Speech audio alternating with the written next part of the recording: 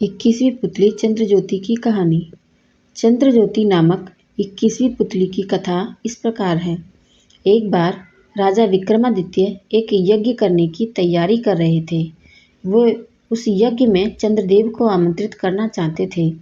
चंद्रदेव को आमंत्रण देने कौन जाए, इस पर विचार करने लगे। काफ़ी सोच विचार के बाद उन्हें लगा कि महामंत्री ही इस कार्य के लिए सर्वोत्तम रहेंगे। उन्होंने महामंत्री को बुलाकर उनसे विमर्श करना शुरू किया। तभी महामंत्री के घर का एक नौकर वहां आकर खड़ा हो गया। महामंत्री ने उसे देखा तो समझ गए कि अवश्य कोई बहुत ही गंभीर बात है, अन्यथा वह नौकर उसके पास नहीं आता।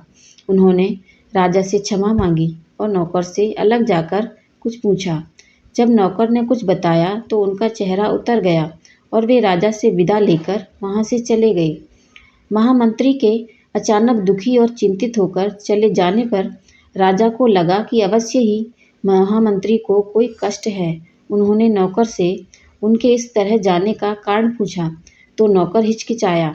जब राजा ने आदेश दिया तो वह हाथ जोड़कर बोला कि महामंत्री जी ने मुझे आपसे सच्चाई नहीं बताने को कहा था। उन्होंने कहा था कि सच्चाई जानने के बाद राजा का ध्यान बढ़ जाएगा और जो यज्ञ होने वाला है उसमें व्यवधान होगा। राजा ने कहा कि महामंत्री उनके बड़े ही स्वामी भक्त सेवक हैं और उनका भी कर्तव्य है कि उनके हर कष्ट को हर संभव निवारण करें। तब नौकर ने बताया कि महामंत्री जी की एकमात्र पुत्री लंबे समय से बीमार है। उन्होंने उसकी बीमारी से एक बढ़कर एक वैद्य को दिखाया पर कोई भी चिकित्सा कारगर नहीं साबित हुई। दुनिया की हर औषधि उसे दी गई पर उसकी हालत बिगड़ती ही चली गई। अब उसकी हालत इतनी खराब हो चुकी है कि वह हिलडुल नहीं सकती और मरणासन हो गई है। विक्रमादित्य ने जब यह सुना तो व्याकुल हो गए। उन्होंने राज्य वैद्य को बुलवाया और जानना चाहा कि उसने महामंत्री की पुत्री की चिकित्सा की है या नहीं। राज्य वैद्य ने कहा कि उसकी चिकित्सा केवल ख्वांग बूटी से ही की जा सकती है। दुनिया की और कोई अन्य औषधि कारगर नहीं हो सकती। ख्वांग बूटी एक बहुत ही दुर्लभ औषधि है जिससे ढूंढकर लाने में कई महीने लग जाएंगे। राजा विक्रमादित्य ने यह सुनकर कहा, तुम्हें उस स्थान का पता है जहाँ यह बूटी मिलती है? राजा वैद्य ने बताया कि वह बूटी नील रत्नगिरी के घाटियों में पाई जाती है, लेकिन उस तक पहुँचना बहुत ही कठिन है। रास्ते में भयंकर सांप, बिच्छू तथा हिंसक जानवर भरे पड़े हैं। राजा ने यह सुनकर उससे उस बूटी की पहचान बताने को कहा।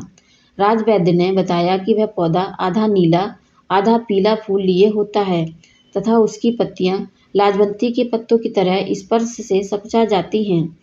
विक्रम यज्ञ की बात भूलकर ख्वांग बूटी की खोज में जाने का निर्णय कर बैठे। उन्होंने तुरंत काली के दिए गए दोनों बेतालों का स्मरण किया। बेताल उन्हें आनन फानन में नील रत्नगिरी की ओर ले गए। पहाड़ी पर उन्हें उतारकर बेताल अदृश्य हो गए। राजा घाटियों की ओर बढ़ने लगे। घाटियों में एकदम अंधेरा था। चारों ओर घने जंगल थे। राजा बढ़ते रहे। एकाएक उनके कानों में सिंह की दहाड़ पड़ी। वे संभल पाते इससे पहले ही सिंह ने उन पर आक्रमण कर दिया। राजा ने बिजली जैसी फुर्ती दिखाकर खुद को तो बचा लिया, मगर सिंह उनकी एक बाह को घायल करने में कामयाब हो गया। सिंह दोबारा उन पर झपटा तो उन्होंने भरपूर प्रहार से उसके प्राण ले लिए।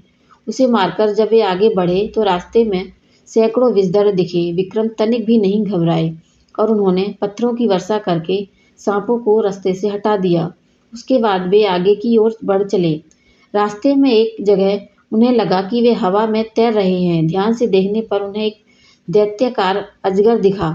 वे समझ गए कि अजगर उन्हें अपना ग्रास बना रहा है। ज्यों ही वे अजगर के पेट में पहुंचे कि उन्होंने अपनी तलवार से अजगर का पेट चीर दिया और बाहर आ गए। और तब तक गर्मी और थकान से उनका बुरा हाल हो गया। अंधेरा भी घिर आया था। उन्होंने एक वृक्ष पर चढ़कर विश्राम किया। ज्यों ही सुबह हुई वे ख्वांग बूटी की खोज में इधर उधर घूमने लगे। उसकी खोज में इधर उधर भटकते न जाने कब शाम हो गई और अंधेरा छा गया। अधीर होकर उन्होंने कहा, काश चंद्रदेव मदद करते। इतना कहना था कि मानो चमत्कार हो गया। घाटियों में दूध जैसी चांदनी फैल गई। अंधकार न जाने कहाँ गायब हो गया। सारी चीजें ऐसी साफ दिखने लगी मानो दिन का उजाला हो। थोड़ी दूर बढ़ने पर ही उन्हें ऐसे पौधे की झाड़ी नजर आई जिस पर आधे नीले आधे पीले फूल लगे थे। उन्होंने पत्तियां छुई तो लाजबंती की तरह सकुचा गईं। उन्हें संशय नहीं रहा, उन्होंने ख्वांग बूटी का बड़ा हिस्सा काट लिया। वे बूटी लेकर चलने ही वाले थे कि जैसा उजाला हुआ और चंद्रदेव सशरीर उनके सम्मुख आ खड़े हुए। विक्रम ने बड़ी श्रद्धा से उनको प्रणाम किया। चंद्रदेव ने उन्हें अमृत देते हुए कहा कि अब सिर्फ अमृत ही महामंत्री की पुत्री को जिला सकती है। उनकी परोपकार की भावना से प्रभावित होकर वे खुद अमृत लेकर उपस्थित हुए हैं। उन्होंने जाते जाते विक्रम को समझाया कि उनके सशरीर यज्ञ में उपस्थित होने से विश्व के अन्य भागों में अंधकार फैल जाएगा, इसलिए वे उनसे अपने यज्ञ में उपस्थित होने की प्रार्थना नहीं करें। उन्होंने विक्रम को यज्ञ अच्छी तरह संपन्न कराने का आशीर्वाद दिया और अंतर्ध्यान हो गए। विक्रम ख्वांग बूटी और अमृत लेकर उज्जैन आए। उन्होंने अमृत की बूंदें टपकाकर महामंत्री की बेटी को जीवित किया तथा ख्वांग बूटी को जनहित के लिए रख दिया। चारों ओर उनकी जय जयकार होने लगी। मेरी ये कहानी आपको कैसी लगी मुझे कमेंट करके ज़रूर बताएं और मेरे चैनल को लाइक शेयर और सब्सक्राइब ज़रूर करें। धन्यवाद।